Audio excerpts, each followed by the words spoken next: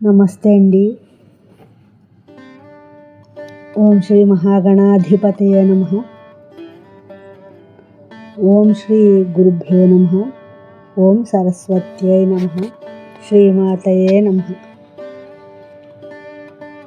సౌందర్యలహరి 23వ శ్లోకమండి. త్వయా హృత్వా వామం వపుర పరితృప్తేన మనసా శరీరార్థం సంభోః అపరమపి శంకే హృతమభూత్ యదేతత్త్వద్రూపం సకలమరుణాభం త్రినయనం కుచాభ్యాం ఆనమ్రం కుటిలశశిచూడాలమకుటం త్వయా హృత్వా వామం వపుర పరితృప్తేన మనసా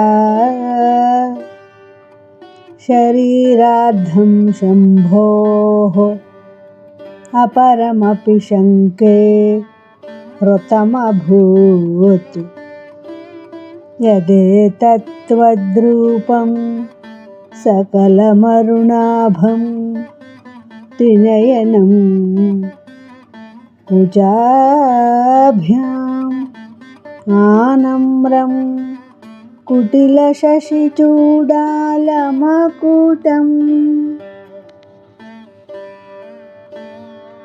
ఈ శ్లోకం యొక్క భావం అండి. ఓ జగన్మాత, హేతువేదో కాని భవదీయాకృతి సర్వస్వం అరుణవర్ణంతోనూ స్తనభారంచే వంగినదిగా చంద్రరేఖ కిరీటముగా అమరి ఉండడం చూసి గతంలో గ్రహించిన శివదేవుని వామాంగంతో తృప్తిపడక శేషించిన దక్షిణాంగాన్ని కూడా అపహరించినట్లుగా సందేహిస్తున్నాను. నా ఈ శ్లోకం మీకు నచ్చినట్లయితే లైక్ చేయండి, షేర్ చేయండి, సబ్స్క్రైబ్ చేయండి. మీ రాధ.